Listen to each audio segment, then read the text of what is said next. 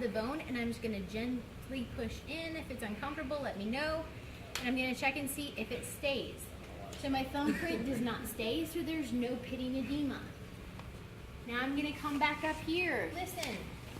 I'm going to listen with the bell side. We have a diaphragm and we have a bell. One is used for low sounds, one is used for high sounds.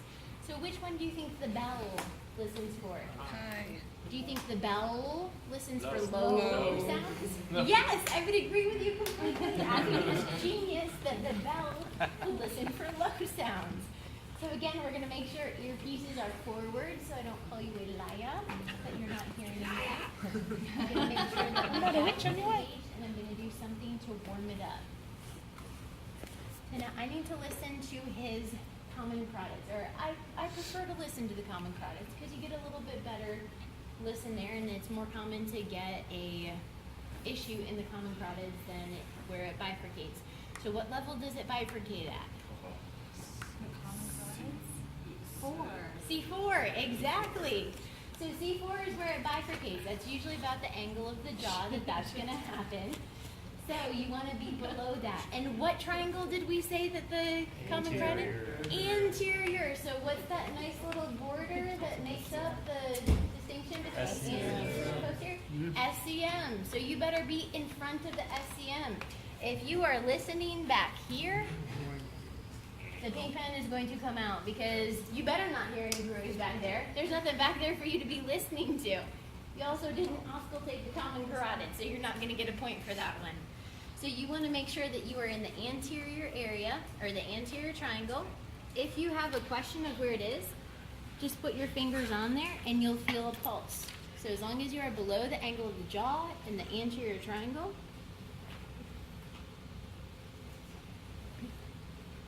and just listen for a couple seconds on each side.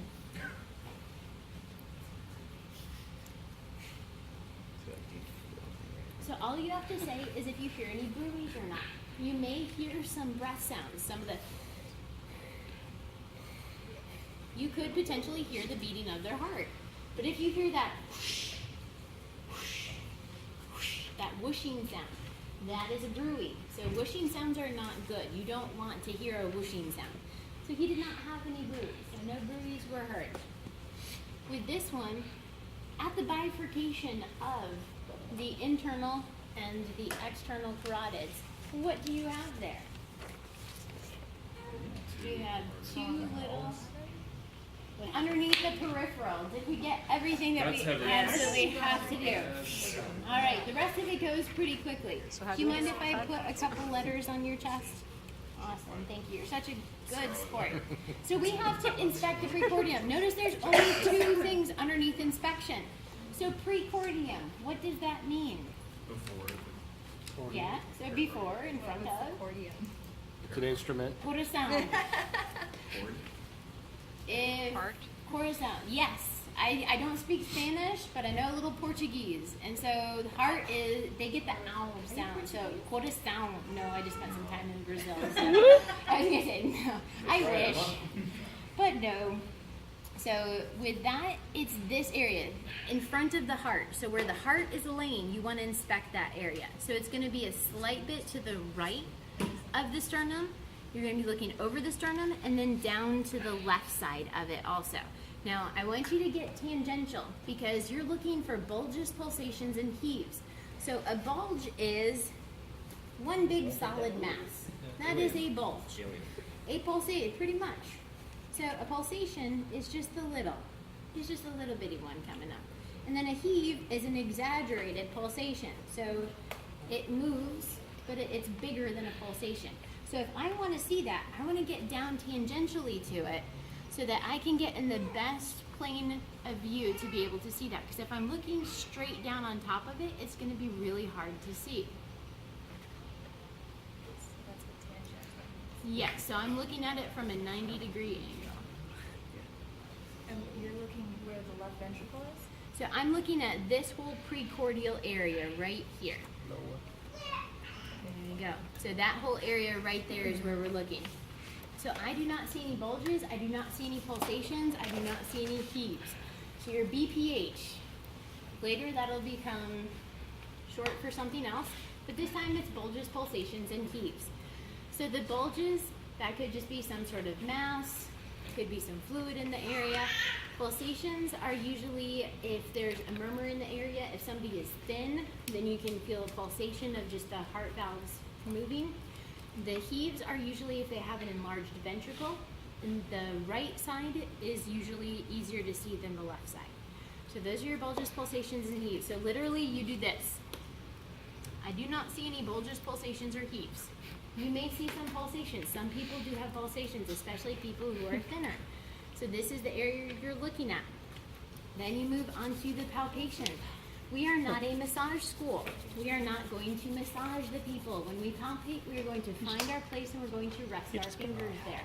Because if something's moving and we want to feel it, we'll feel it much easier if our fingers are still. Because if I'm trying to feel something moving, if my fingers are moving too, it's hard to tell. Is it my fingers that are moving or is there something underneath that's moving? If my fingers are still, then I know that it's something underneath that's moving it. So previously, we found what as our spot marker? Nuberosternal angle, angle of Louis. So we're gonna find that again. So here's episternal notch. There's my bump. When I come over, which rib is that? 2. So I'm gonna drop down into the space. Peristernally this time. So I'm just to the side of the sternum. So heart valves, A, P, T, and M. A stands for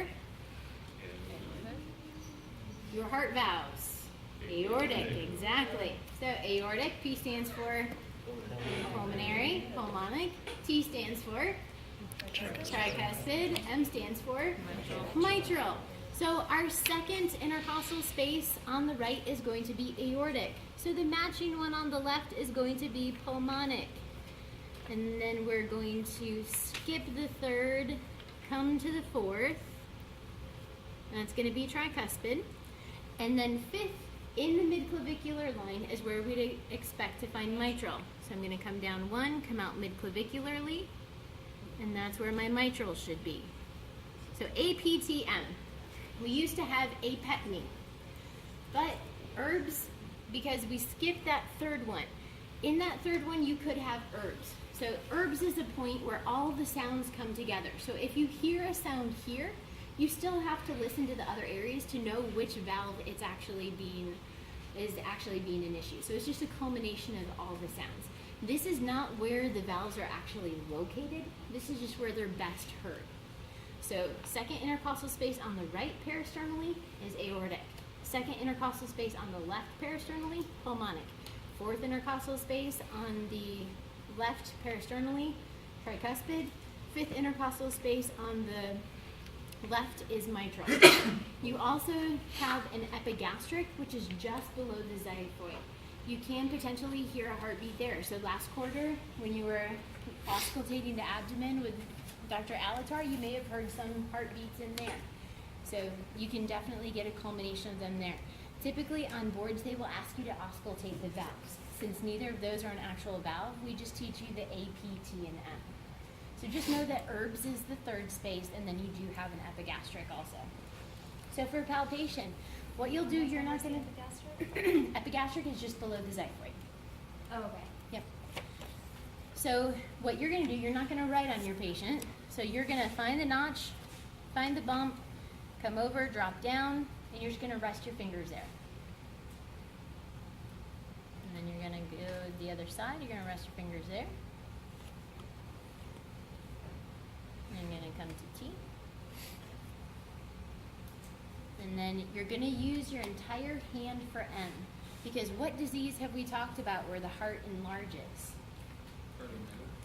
Cardiomegaly goes with which disease?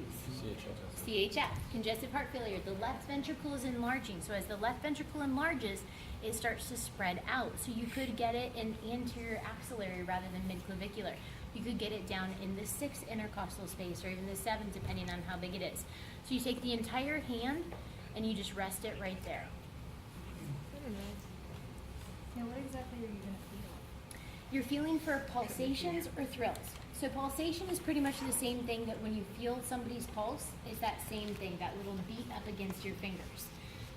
With a thrill, it's like put your phone on vibrate, stuck it in your pocket, and all of a sudden somebody texts you and you forgot it was in there, and that little whoa, okay. So that vibratory move, yeah. So anytime you think of thrill now, you're gonna do woo, okay, it's the vibratory feeling. So pulsation is perfectly normal. It's not an issue if you feel a pulsation. A thrill is usually more of a pathological issue. So if you feel a thrill, you're gonna expect to hear a murmur. So a thrill is basically that vibratory feeling, and you're feeling a murmur. So I feel a pulsation in P and T. There is no apical impulse felt. I did not feel any thrills or pulsations anywhere else. So just tell me what you feel. Where do you feel? So specifically, you have to tell me about apical impulse. So when you put your hand here to check for mitral, and if you have a female patient, just ask them to lift their breast tissue up, and that'll give you access right to where you need to be.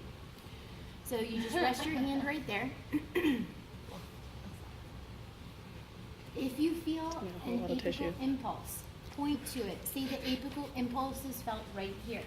If you do not feel the apical impulse, just tell me I do not feel an apical impulse. And then tell me if you feel any pulsations or thrills anywhere else.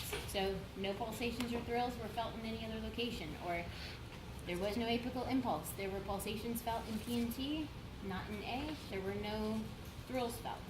Whatever you find, just report it. Is apical impulse the same thing as apex beat? Yes, apex beat.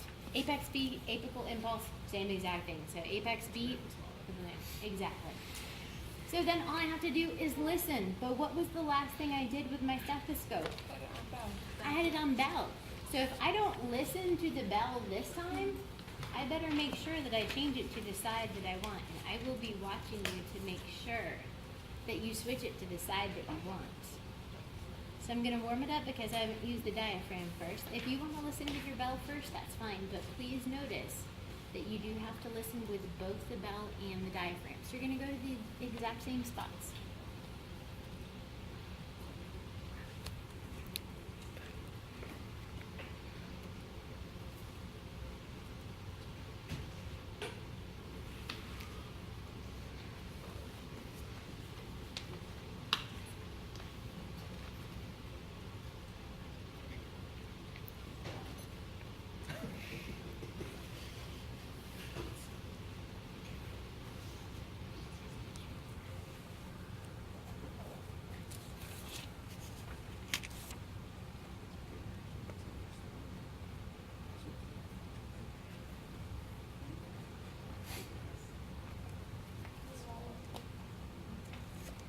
So then I have to tell you what I heard.